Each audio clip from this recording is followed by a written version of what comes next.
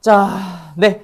23강이고 오늘은 이제 제정군사국가의 형성을 배워보도록 하겠습니다. 자, 우리 중학교 때는 절대왕정이라는 이름으로 배웠을 거고요. 일단 오늘은 이 제정군사국가라는 말이 무엇인지, 그리고 이 제정군사국가들이 여러 가지가 있습니다. 에스파냐, 그 다음에 프로이센, 그 다음에 러시아, 영국 이런 국가들이 있는데 그 국가들의 대표적인 인물들을 여러분들이 암기하셔야 돼요. 그 사람의 다른 업적, A 업적이 주어져 있잖아? 그럼 B 업적을 찾아낼 수 있어야 됩니다. 놀랍죠? 그러면 일단 해시태그 복습하고 들어가 보도록 할게요.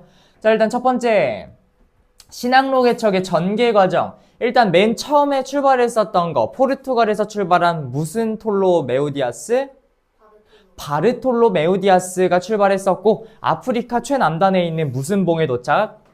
희망봉에 도착했다. 그 다음 두 번째, 에스파냐에서 출발했었던 콜럼버스라는 사람은 인도에 가고 싶었지만 결국에는 아메리카 대륙을 개척해버렸지. 무슨 도제도? 서인도제도. 그 다음에 세 번째, 드디어 인도에 간 사람이 있었으니 포르투갈에서 후원을 받았던 무슨 다가마?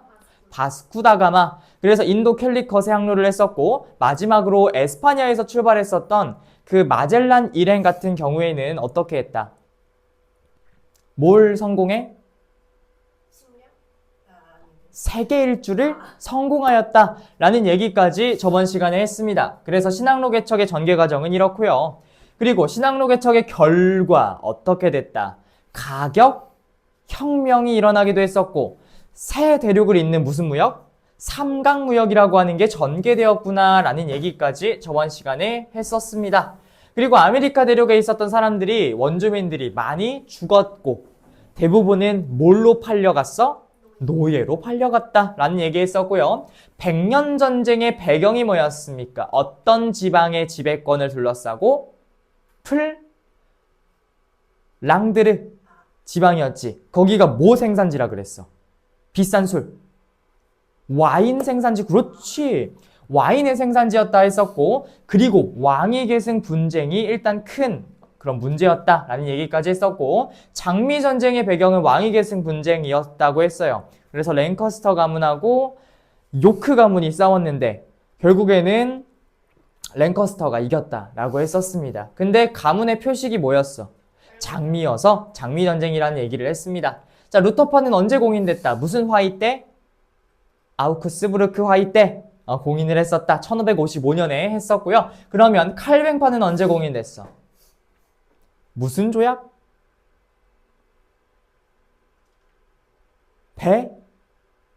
베스트팔렌 조약. 그렇지, 베스트팔렌 조약 때문에 공인을 하게 되었다라는 얘기 했었는데, 그 베스트팔렌 조약을 체결하기 전에 배경이 되는 전쟁 하나가 있었는데 무슨 년 전쟁? 아니야, 30년 전쟁이었지.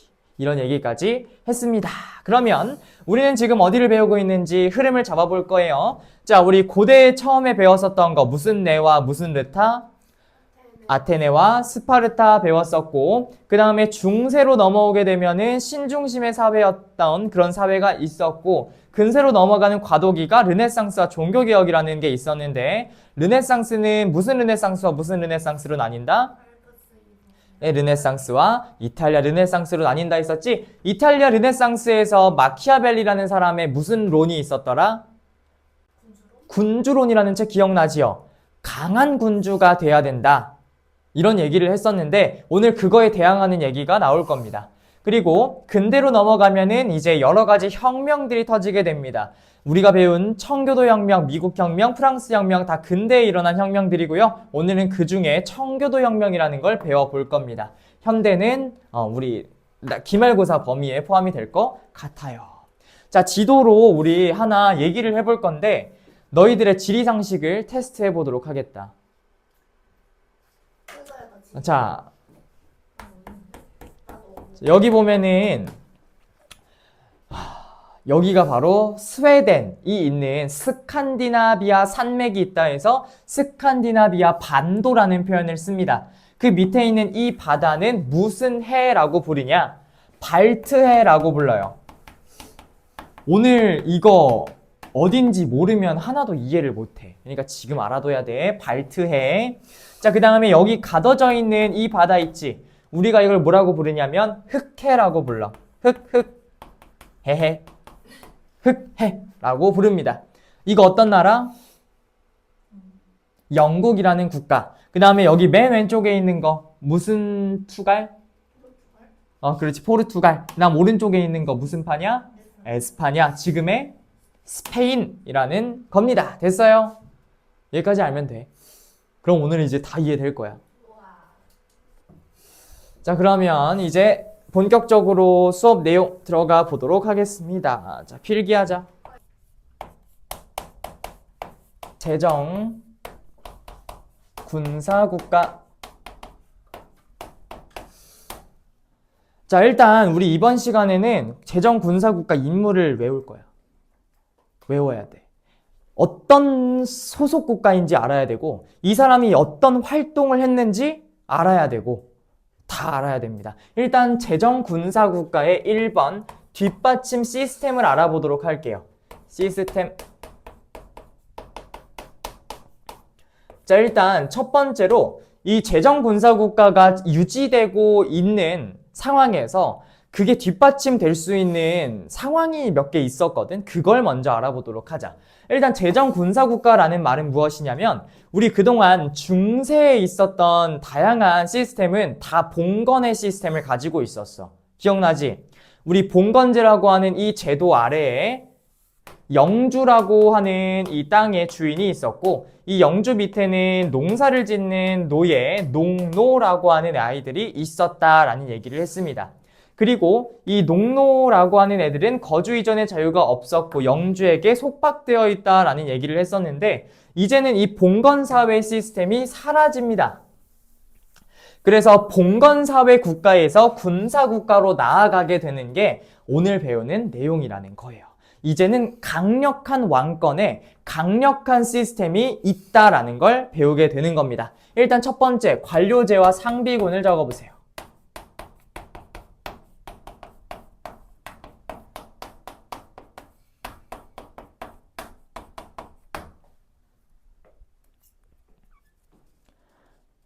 자, 일단 첫 번째, 이 관료제라고 하는 게 무엇인지 관료제부터 적어보도록 합시다. 자, 관료제라고 하는 건 뭐냐면 우리가 알고 있는 관리의 시스템을 의미합니다. 따라서 우리가 관료제라고 하는 게 뭐냐라고 물어봤을 때 이 국가의 관리라고 하는 게 공무원인 거잖아. 그 공무원도 우리나라를 생각해 보면은 1급 공무원부터 9급 공무원까지 계급별로 있는 거 알아? 괜찮니? 무슨 1초에 한 번씩 그래가지고, 그래서 우리 1급부터 9급까지 직급이 나뉘어져 있는 거지. 그래서 막 공무원 내에서 엄청 갈굼이나 이런 게 심하다며. 그래서 그 김선태 그 주무관 그거 봤지. 그래서 그런 거였어요? 그래서 뭐 그렇다는 루머가 있었잖아. 본인이 아니라고 말했어. 근데 그 사람은 아니지만, 근데 실제 공무원 사회에서는 그런 일이 허다하다고 해요. 무슨 모르겠어. 갈굼이나 이런 게 되게 심해서 공무원 사회 내에서도 되게 기피하는 업무들이 많이 있다고 하더라고. 그러니까 그런 거 보면은 되게 꼰대 같은 그런 사회 같은데요. 그 꼰대 사회가 관료제예요. 뭐 어쩔 수 없어요. 상하 조직. 자, 그래서 이런 직급이 나뉘어져 있는 상하 조직에다가 분업 체계입니다. 각자 할 일들이 나뉘어져 있는 그런 분업 체계가 바로 이러한 관료제 시스템이다라는 거고요. 그 다음 두 번째, 상비군이라고 하는 건 뭐냐면 왕에게 직속되어 있는 군대라는 겁니다. 상비, 비상시에 항상 대비가 되어 있는 군대다라는 거예요. 그래서 요거는 예비군 정도로 생각하면 될 것 같아요. 자, 그래서 이게 무슨 말이냐? 지금 이 봉건에 그런 속박되어 있었던 과거의 국가에서 이제는 나라의 시스템이 점점 갖추어 나가고 있구나. 그동안은 그냥 흐지부지 되어 있었던 그 관리의 시스템 또한 상하 조직으로 하나로 개편이 된 거고, 군대의 성격도 국가가 직접적으로 관리해주는 군대로 바뀐 거구나. 국가가 조금 국가다워졌구나. 이렇게 생각하시면 되는 거예요. 그래서 그게 일단 첫 번째 시스템이고요. 두 번째 또 뭐냐면 중상주의 정책이라는 걸 취합니다. 되게 중요해. 여기에다 별표 쳐놓으세요. 우리 중상주의 정책이 왜 중요하냐면 우리 교과서에 사료로 대딱 크게 적혀 있습니다. 시험 문제 잘 나온다는 소리겠지? 이 중상주의는 무엇이냐면 중요시 여긴다. 뭐를? 상업을 그리고 공업을 이 두 개를 중요시 여긴다라는 게 중상주의 정책이에요. 일단 이 중상주의 정책의 목표부터 보도록 합시다. 1번 목표. 당연히 상공업을 중요시 여기는 거니까 이 국가 안에 있는 상공업을 육성하자는 게 목표입니다. 따라서 국내에 상공업을 육성하자라는 얘기예요.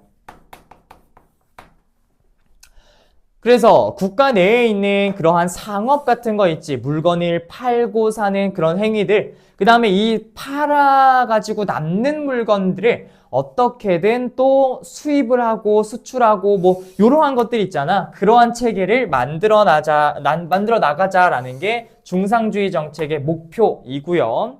그 다음 두 번째, 내용을 볼 건데 이 중상주의 정책을 처음으로 건의했었던 사람 그리고 실제로 이 사람 때문에 중상주의 정책이 엄청 강하게 실현됐었던 국가가 있어. 그 얘기를 좀 해보도록 할게요. 자, 중요한 사람이 등장하니 그 사람이 바로 콜베르라는 사람입니다.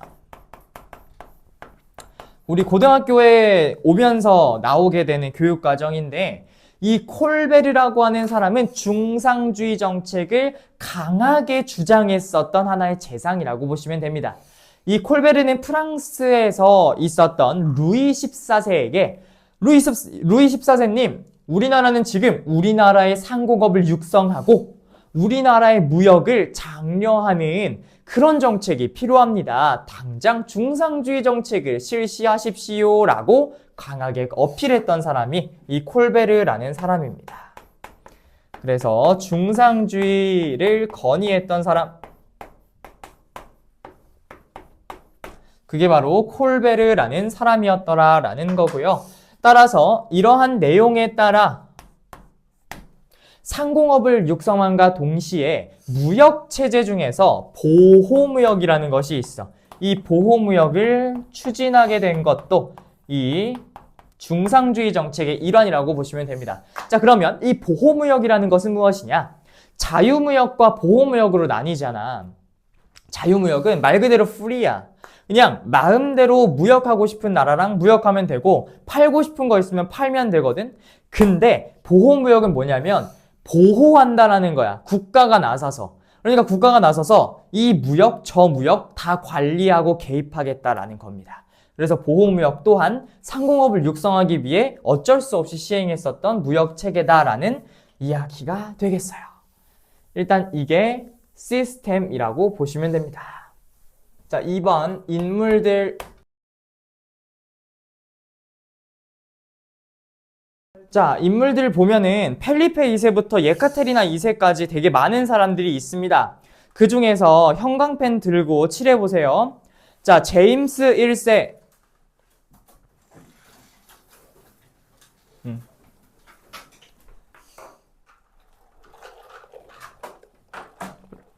자, 제임스 1세. 그 다음에 찰스 1세, 청교도 혁명, 찰스 2세, 제임스 2세, 그 다음에 메리와 윌리엄. 이 사람은 청교도 혁명의 인물들입니다. 따라서 다음 강의에서 한 번에 묶어서 배울 거고요. 나머지 인간이란다. 나머지 사람들부터 먼저 배워보도록 할게요. 자, 일단 첫 번째 오는 게 누구야? 펠리페 2세라는 사람이지요. 그래서 펠리페 2세부터 일단 써보도록 하겠습니다. 자, 그리고 거기 옆에 있는 빈칸에다가 소속 국가를 적을 건데 이 소속 국가 되게 중요해. 왜냐면 이 인물들의 업적이 곧 각 국가의 정책이거든. 그래서 국가 문제로 나와.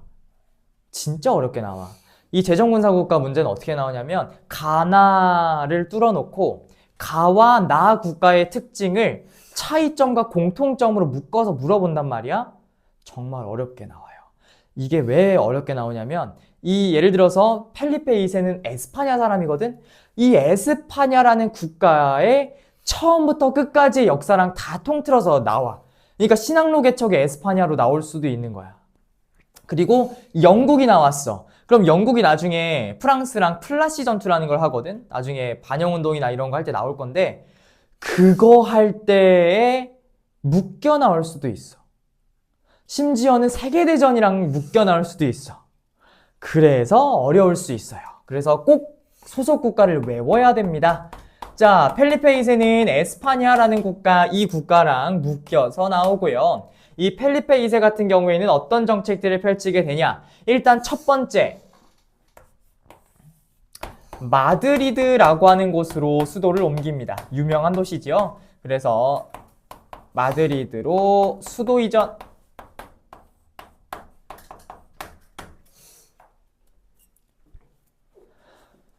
자, 그리고 이 펠리페 2세 같은 경우에는 어쨌든 서유럽이라고 하는 이 국가들의 공통점이 뭐냐면 왕의 권한을 엄청 강하게 만들고자 했습니다. 따라서 왕권 강화 정책을 하기 위해서는 반대로 세력이 낮아져야 되는 애들이 있어. 이들은 누구? 귀족도 낮아져야 되지만 의회예요. 의회. 이 의회의 권한을 확실히 낮게 만듭니다. 그래서 펠리페 2세 같은 경우에는 그렇게 왕권 강화를 추진하게 되고요. 그 다음에 중요한 전쟁 하나가 나올 건데 이걸 꼭 알아야 돼. 무슨 전쟁이냐면 레판토의 전이라는 것이 있습니다.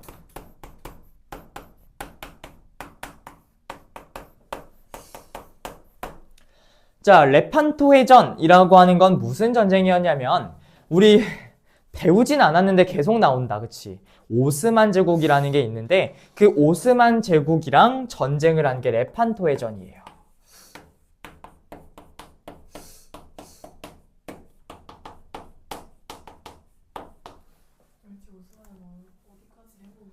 그러니까 오스만 제국이 정말 강했던 국가인데 나는 아직도 이 교육 과정이 이해가 안 되는 게 오스만을 그럼 먼저 배워야 되는 거 아니야? 아, 이해가 안 돼. 여기 뒤에 보면은 다음 페이지에 세계적 상품 교역이라고 해서 조공과 책봉 신학로 개척을 배우거든. 근데 여기에 명나라랑 청나라가 나와. 배우지도 않았는데 나 이 이의개정 만드신 교수님들 미워. 자, 그래서 레판토 해전에서 오스만 제국이랑 싸웠는데 결국엔 이겼어요. 에스파냐가 이겼어. 그래서 레판토 해전에서 승리하였다라는 거 기억하시면 되고요. 그 다음 디귿 보겠습니다. 자, 이 기세로 가면은 뭐든지 다 해먹을 수 있을 것 같았던 거야. 그래서 뭘 만들었냐면 우리는 신의 힘을 받아서 모든 것들을 물리칠 수 있다라고 주장하면서 엄청나게 큰 배를 만들어서 침략을 하고자 했습니다. 어떤 나라를 침략하고 싶어 했냐면 영국을 그렇게 침략을 하고 싶어 했대. 그래서 만든 게 무적함대라는 게 있거든요. 무적하면 어때? 적이 없는 거야. 그만큼 정말 센 그런 함대라는 거를 무적함대 이름에다 쓴 거예요. 뭐라고요? 무적이 아니었어요. 이 무적함대 사실 이 이름에 조롱이 들어가 있는 거거든. 나중에 영국이랑 싸워서 에스파냐가 진단 말이야. 근데 영국이 나중에 조롱하면서 야, 무적이라며 무적 너희들은 적이 없는 거 아니었어? 그래서 무적 함대를 만든 거 아니었어? 해가지고 조롱하는 의미에서 만들어진 게 무적 함대라고 합니다.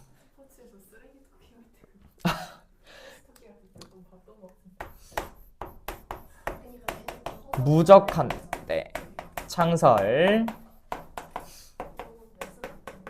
이 무적이라고 하는 거는 그만큼 강하다는 의미지만 이 조롱의 의미로 약간 모순적으로 쓰인 겁니다. 그래서 우리나라에도 이 무적을 쓰는 게 있지요. LG입니다. 무적 LG. 그렇습니다. 예. 그래서 펠리페 2세까지 얘기를 좀 해봤는데 이 무적함대를 창설했지만 결국에는 무적함대를 패배할 수밖에 없었다라는 얘기를 해봤고요. 이 무적함대를 격파시켰던 인물이 있으니 그게 바로 엘리자베스 1세라는 사람이 등장하게 될 겁니다. 그거는 차차 배워보도록 하고요. 일단 우리는 두 번째 인물로 들어가 보도록 합시다. 헨리 8세.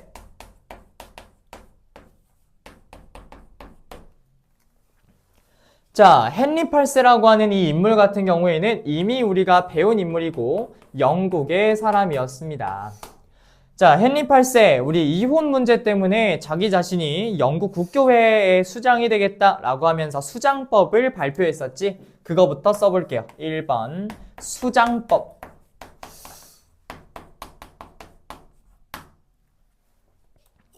수장법을 발표해서 영국 국교회에 자기의 수장이라고 주장하는 그런 이야기들이 나오게 됩니다. 자, 그래서 하나의 신교라고 하는 게 영국 국교회로서 만들어지게 된 거고요. 기존에 있었던 수도원이 있을 거 아니야. 기존에 국교가 있었으니까 그러한 수도원들을 해산하고 나서 그 수도원의 재산을 어떻게 해버리냐면 국가가 가져가 버려요. 국가가 몰수해 갑니다. 그래서 해산된 수도원의 재산을 흡수하였다라고 우리가 표현합니다. 그동안에 있었던 수도원을 완전히 해산해버리고 그것을 흡수하면서 왕실의 재정을 강화시켰다라는 그런 이야기예요. 엘리자베스 1세.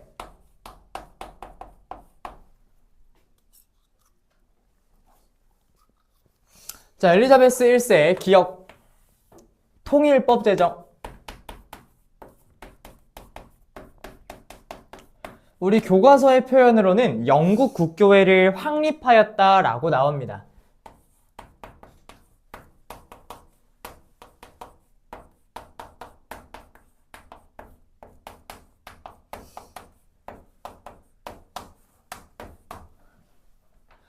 자, 그래서 완전히 확립을 시켜놨다라는 그런 이야기가 되겠고요. 자, 그 다음에 두 번째, 우리 아까 얘기했었던 건데 에스파냐에서 펠리페 2세가 무적함대를 만들었다고 했었잖아. 근데 그 무적함대를 격파시키면서 승리를 했다라고 했었죠. 그래서 에스파냐의 무적함대를 격퇴하였다.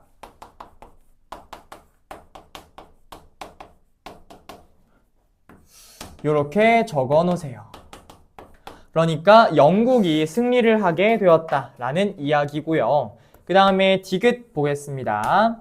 자, 우리 영국에 관련된 이야기를 전에 잠깐 했었는데 동인도 회사라는 것을 만들었어요. 기억나요? 원래는 무역하기 위한 회사였는데 결국엔 수탈하기 위한 회사로 나중에 변질됐다라고 했었지. 그래서 그러한 동인도 회사를 일단 설립했던 게 이때입니다.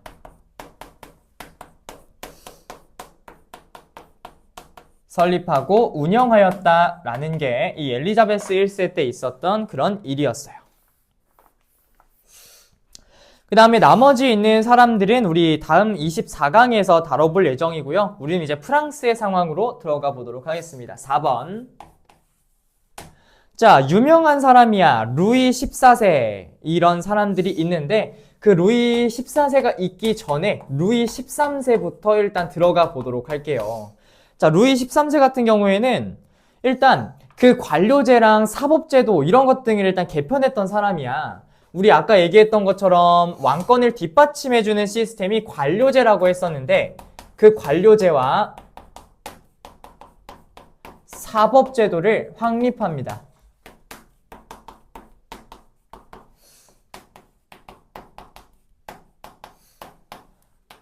근데 루이 13세는 시험 문제 잘 안 나와.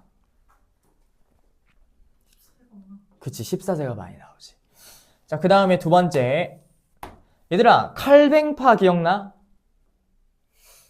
칼뱅파 기억나지? 그 칼뱅파가 인정되었던 건 무슨 판례 조약? 베스트팔렌 조약이다 라는 얘기했었는데 그 베스트팔렌 조약의 배경에는 어떤 전쟁이 있다라고? 30년 전쟁이 있다 했었지. 그 30년 전쟁을 지원했던 게 루이 13세였어요. 그러니까 힘들어. 루이 14세. 자, 루이 14세는 옆에다 별표, 왕별표, 별표 100만 개 쳐놓으세요. 이 루이 14세라는 사람은 똑같이 프랑스에 있었던 사람이고요. 중요한 거, 일단 기억부터 써보도록 합시다. 루이 14세는, 얘들아, 우주에서 중심이 뭐야? 태양입니다. 이 태양을 중심으로 미친 듯이 이렇게 돌고 있는 거잖아. 맞지? 과학을 안 배운 지 좀 오래돼가지고. 그래, 맞을 거야. 아무튼 모든 것의 중심은 태양이라고 그동안 믿어왔습니다. 그래서 루이 14세는 자기가 태양이 되고 싶었나 봐요. 그래서 자기 자신을 나는 태양왕이요, 태양왕이라고 자기 자신을 자처합니다. 그래서 루이 14세 얘기를 해봤고요. 그 다음에 또 있습니다. 두 번째, 이게 루이 14세가 망하게 된 본격적인 이유가 됐는데 무엇이었냐? 우리 앙리 4세라는 사람 때 낭트 칙령이라고 하는 걸 발표했었어. 우리 신교 중에서 프랑스에서는 그들을 위그노라고 불렀다 했었지. 그 위그노들의 예배의 자유를 허용했던 게 무슨 칙령? 방금 얘기한? 아니, 낭트 칙령이다 라는 얘기했었는데 그 낭트 칙령의 내용을 폐지해버려요. 그러니까 야, 너희 위그노들, 너희 예배 자유 허용했던 거는 그 앙리 4세가 미쳐서 그랬던 거고 우리 루이 14세 정권에서는 절대 너희는 예배할 수 없어, 이렇게 해버린 거예요. 그래서 위그노들은 어떻게 했냐면 우리 이제 예배 못하는 거야? 잘 있어 프랑스. 떠나요. 모든 그 위그노들이 다 떠난 건 아니었지만 대다수가 떠나버린 거야. 그래서 프랑스는 큰 위기를 맞이하게 됩니다.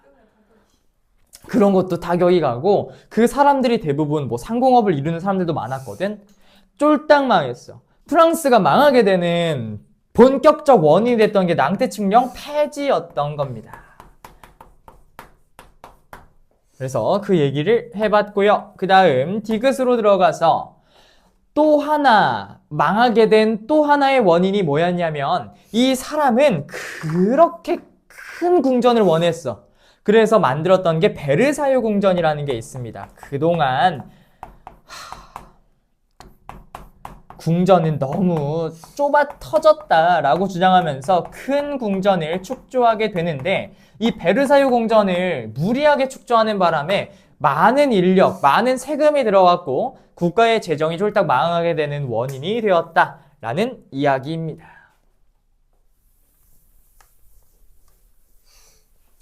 자, 그래서 프랑스는 루이 14세가 그렇게 말아먹고 있는 동안에 다른 국가는 어떤 상황을 보일지 한번 보도록 합시다. 자, 그 다음으로 볼 사람은 프리드리히 2세라는 사람입니다. 여기 옆에다가 적어볼까요?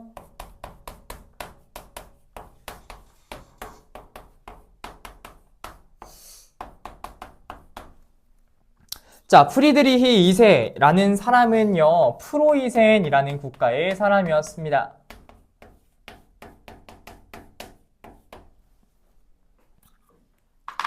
근데 많은 친구들이 프로이센 하면은 도대체 이게 뭔가 생각을 많이 합니다. 이 프로이센은 지금은 없잖아요. 근데 무슨 그 나라가 강해요. 막 이런 얘기를 많이 하는데 프로이센이 독일입니다.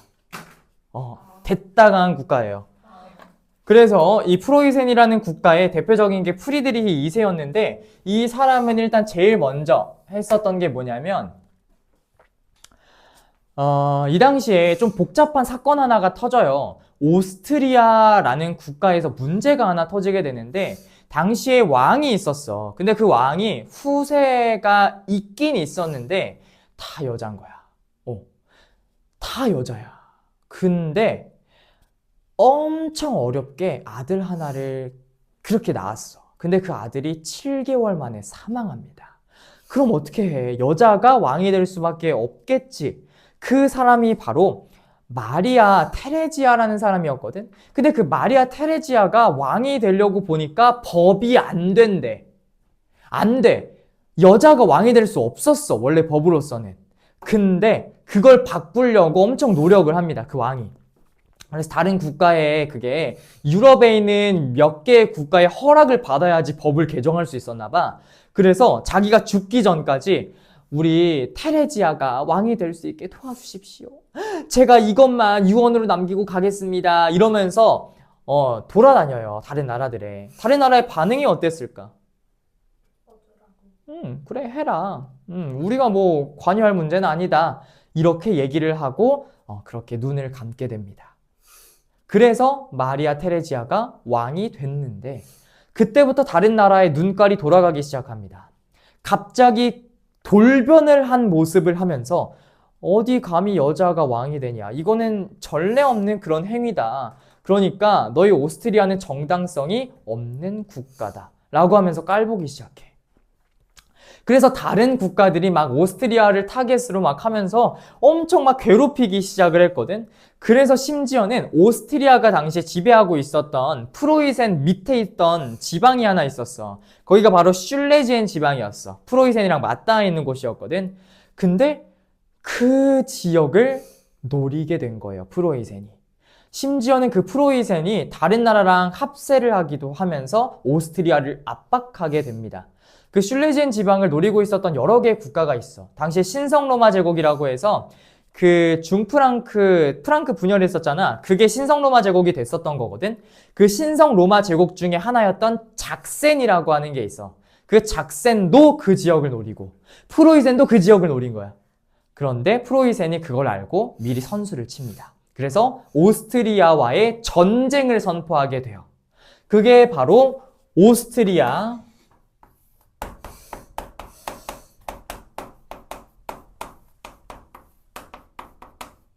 왕위 계승 전쟁이에요.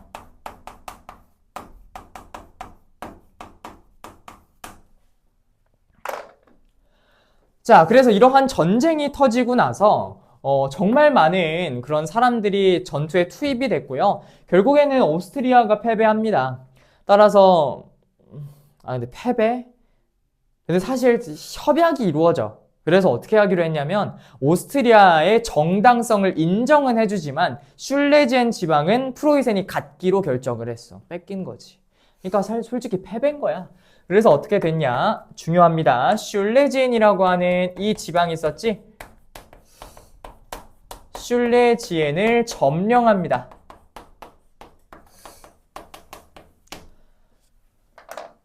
그렇게 됐어요. 여기서 끝나지 않습니다. 다양한 국가들, 아까 작센 얘기했었던 거 기억나? 그 작센이나 에스파냐나 아니면 영국이나 이런 국가들이 있었는데 그 국가들이 나중에 합세하게 돼서 세계대전 같은 큰 전쟁이 벌어지게 됩니다. 그게 바로 7년 전쟁이라는 건데 그 7년 전쟁은 미국 혁명할 때 언급을 하겠습니다. 일단 여기까지 하고요. 니은으로 가봅니다.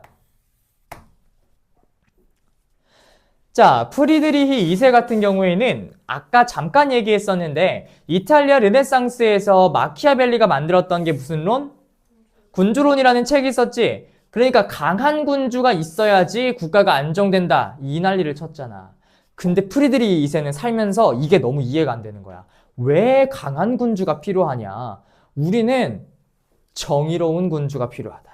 나는 그 정의로운 군주, 착한 군주, 귀여운 군주가 되겠다. 그러니까 난 강한 게 아니라 사람들과 행복하게 이 국가를 이끌어 나갈 정의로운 사람이 되겠다라고 주장하면서 자기 자신을 계몽군주라고 자처합니다. 계몽 사상의 영향을 받아요. 그러니까 그동안에 있었던 안 좋은 악습들을 없애고 새롭게 일깨우겠다라는 게 계몽 사상에 대한 내용이 되겠습니다. 따라서 프리드리히 2세가 있었던 되게 유명한 말이 있습니다. 나는 국가 제일의 공복이다라는 표현을 해요. 공복이 뭐야? 배고플 때 그 아무것도 안 먹은 공복이야? 아니에요. 그 공복은 뭐냐면 심부름꾼이라는 뜻입니다.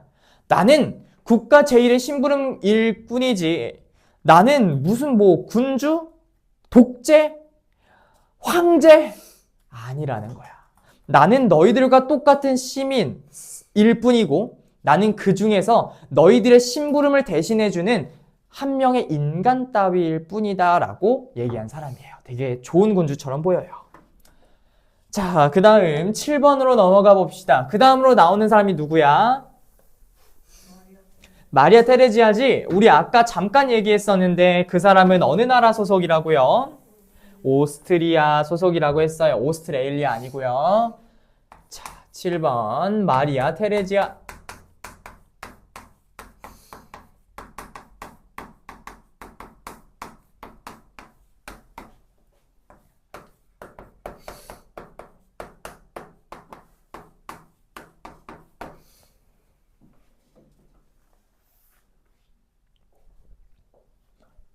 중요한 거 하나밖에 없어요.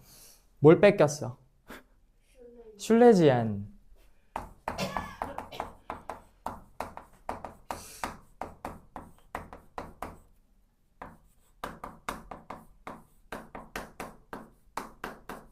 끝입니다.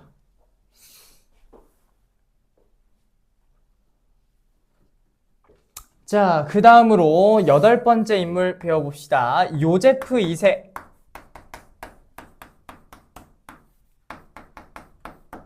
자, 요제프 2세 같은 경우에는 뭘 했냐면 계몽군주를 자처합니다.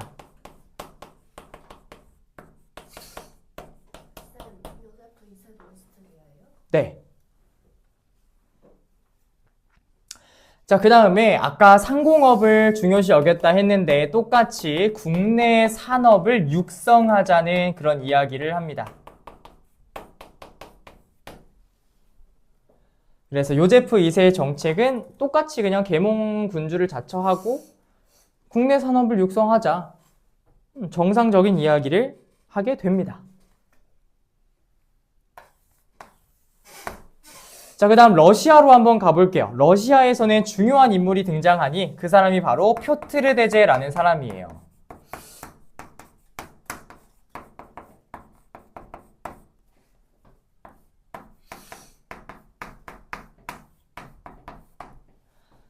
자, 이 표트르 대제 같은 경우에는 일단 첫 번째로 이 러시아는 얘들아 어떤 유럽이야? 서유럽이야? 동유럽이야? 그런 말은 없어요. 있긴 있는데 그럴 때 쓰는 말이 아니에요. 서유럽이에요. 서유럽이라고? 동유럽이에요. 러시아는 동쪽에 있습니다. 그래서 서유럽화를 추진했어. 왜냐면 이 제정 군사 국가의 시작은 서유럽이었거든. 그러니까 서유럽을 본받아야 되잖아. 그래서 서유럽화를 추진합니다.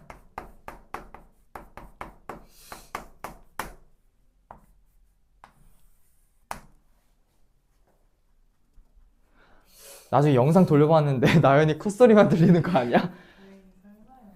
자, 표트르 대제는 상트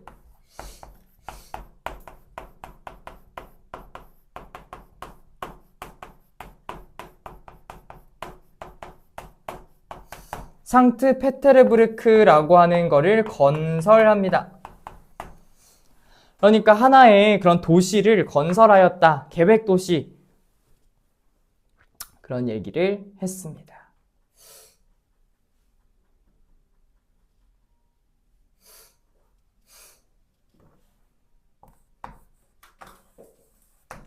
자, 그 다음 마지막 디귿까지 일단 써보겠습니다.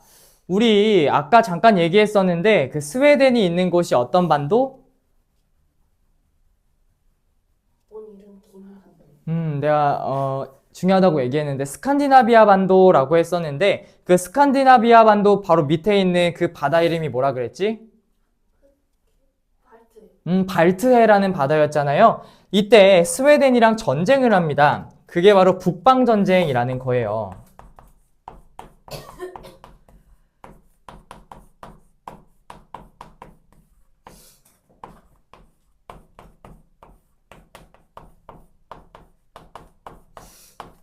자, 스웨덴과 북방 전쟁을 해가지고 어떻게 됐냐? 결국에는 발트해를 먹었습니다. 그래서 발트해로 진출해 나갑니다.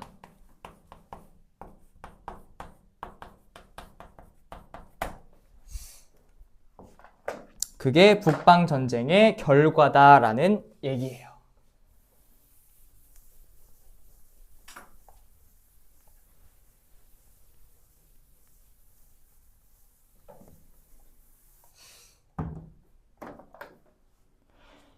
자, 그 다음 마지막 10번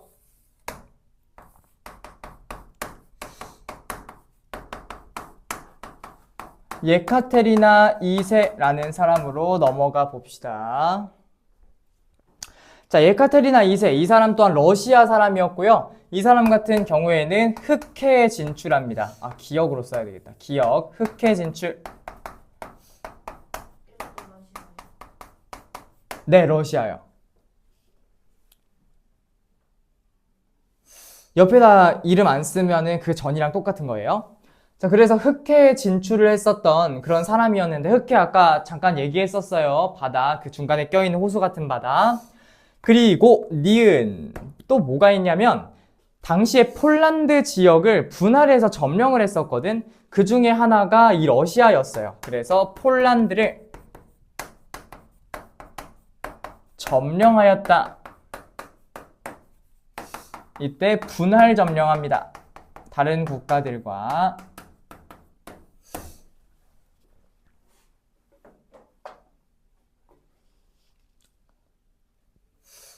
그러면 어떤 국가들이랑 분할을 했는지가 궁금할 거 아니야? 프로이센이랑 오스트리아랑 다 같이 분할에 참여했습니다. 그래서 뭐 적어볼까요?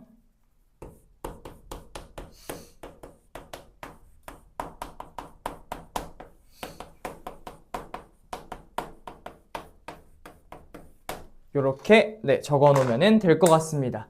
일단 23강의 내용은 여기까지고요. 우리 다음 시간에는 청교도 혁명 배우고 끝냅시다.